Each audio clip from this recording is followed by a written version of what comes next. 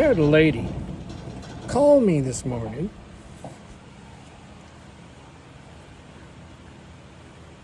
and spent 10 minutes telling me how flags are evil. You got to ask yourself this. Is a tool inherently evil? Or is how you use that tool evil? Maybe instead of telling people what they should and shouldn't do, maybe you should educate yourself on the use of a tool. Here's a flag. This is a big one. I use this once in a while. This little 3-year-old or 2-year-old filly right here, really touchy.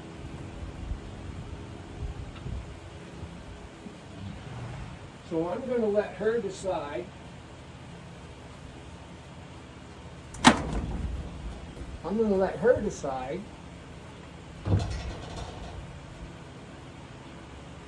not waving this flag.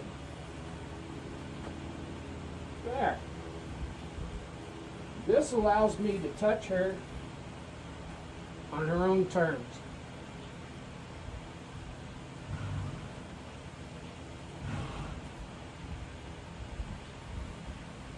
Now I'm going to touch her. I'm even going to reach out and reward her if she lets me touch her.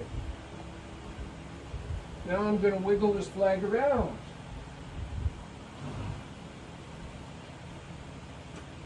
Licking and chewing. This is the first time that she's ever seen this big flag. This is the filly that, when she first came here, she was pretty close to really bothered about being touched. And this flag helped me touch her. Well, it fell off. So I'll put it back together.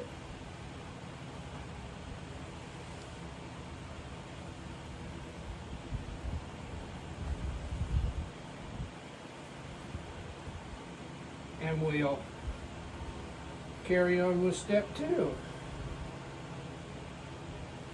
All I do is just clipped it to a stick. Just clipped it to a stick. Now we're back again. When you're working with your horse, sometimes it ain't all cosmic.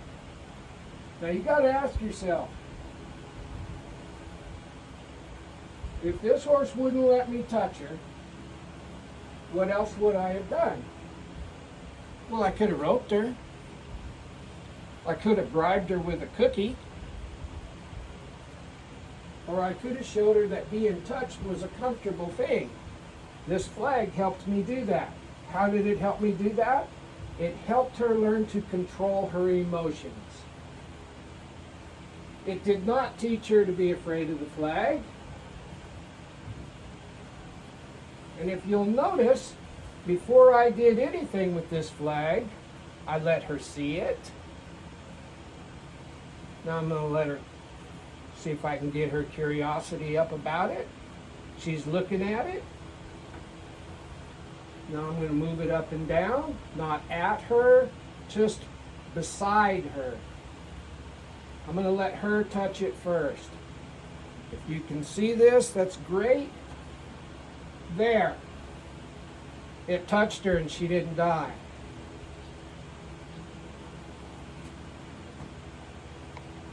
If she was really bothered about this being in her blind spot, I would have stopped a long time before it got there.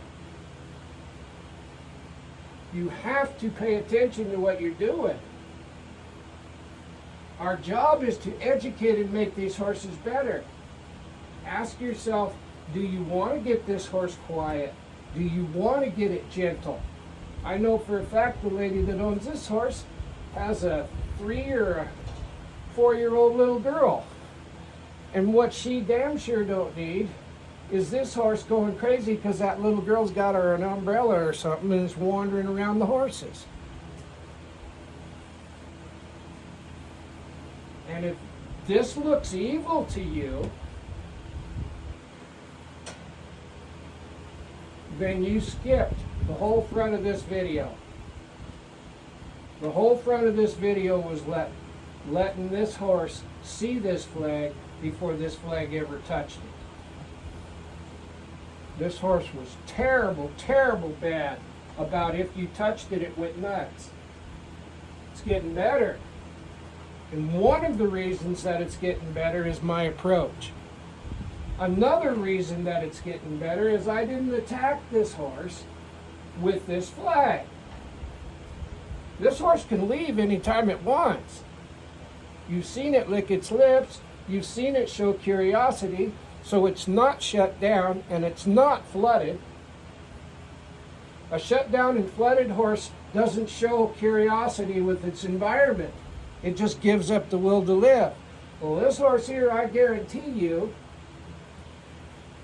does not give up the will to live.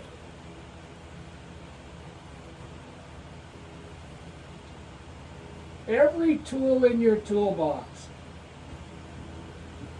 can be used for good or evil.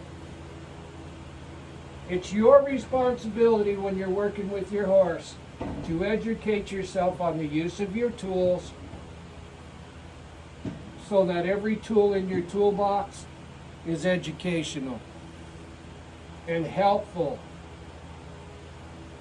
But just to close your mind and say, oh, you can't do that, you'll shut them down, you'll flood them.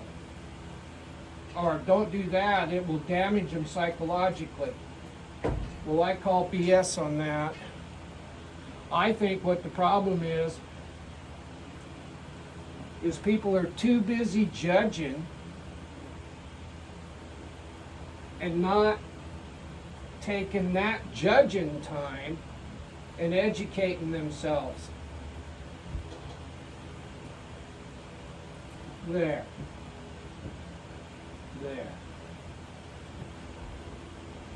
This is the first time this horse has ever seen this great big flag. But the reason that I'm using this big flag is because the lady on the phone said my flag was flooding and causing my horses to freeze up. And that was just a little bitty flag.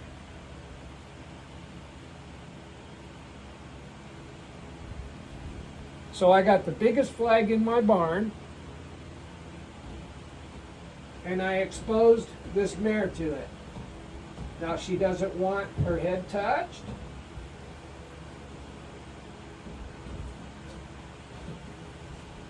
So this is how I'm going to work towards her head.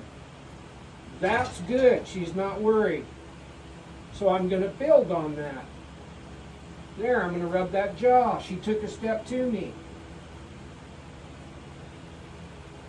There. We'll let her just look and experiment. There's no reason in the world for her to panic or freak out because of the things that we've done.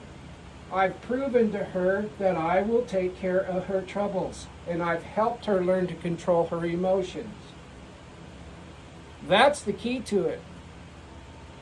Not avoiding the tool because you've decided it's evil. Nothing's evil if it's used correctly. And that includes your mind. People that are closed-minded are evil. See how quiet this mare is right now? And I guarantee you, the lady that called me on the phone and told me how evil my flags are, if she walked in here, this filly would probably clean her clock. Because she'd wander up there like a good-intentioned whatever. I'm not going to call her names, but she has probably really good intentions, but very little education. And that's what keeps my facility full. I'm 70 years old, and yet I have a waiting list, and I'm not bragging on me. What I'm saying is the people that are closed-minded and don't want to learn how to use the tools are so busy getting their horses where they become afraid of them and the horse, that they call me up and they say, can you help me? And my whole deal is based around, I want to help the horses and I want to educate the people. And so, yeah, I take them on. But a lot of times, 99% of the time, the problem horses that come here are absolutely caused by people that say, don't do that and don't do this. When all they had to really do was educate themselves. Just a thought today. See ya.